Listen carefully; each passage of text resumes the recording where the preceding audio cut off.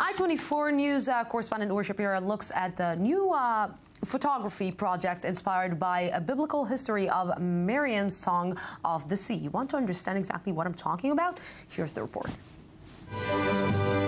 These ancient pictures describe the Song of the Sea, a significant moment in the biblical history which tell the story of the Israelites fleeing Egypt on their way to the Promised Land. However, acclaimed photographer Toby Cohen visualizes this biblical scene quite differently from the way it is usually depicted. Let's be honest. I mean, the Jews and the Israelites who came out of Egypt, they weren't my color, that's for sure. Okay? They were probably somewhere between Ethiopian and Yemenite. And that was the range. You didn't have much more than that. Dozens of Ethiopian Jewish women came from across Israel to the beautiful seashore of Gash on the center of the coast.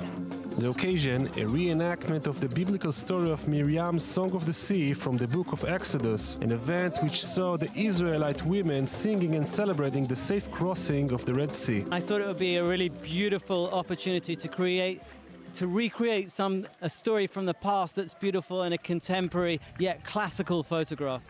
In the last few years, Cohen, a former paparazzi photographer, focuses on special photos which reenact different scenes from the Bible.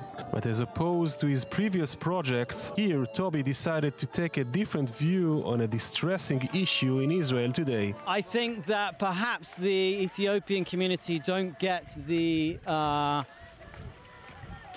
the attention and support that they should do in Israeli society today. Last May, a series of mass protests shook Israel as the Ethiopian community came out onto the streets of Jerusalem and Tel Aviv to protest continuing discrimination and police brutality against a member of the community. The women who attended this special shooting are mostly successful, powerful women who came with a clear message. I saw a very powerful Ethiopian woman who made so many things for the society, and this is kind of a photoshoot for victory and leadership.